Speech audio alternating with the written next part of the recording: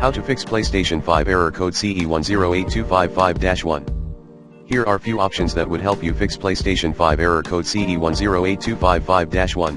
1. Switch game version. For instance, try playing the PS4 NBA 2K21 version. Haven't tried PS4 Spider-Man MM? 2. Return current hardware for a new replacement. 3.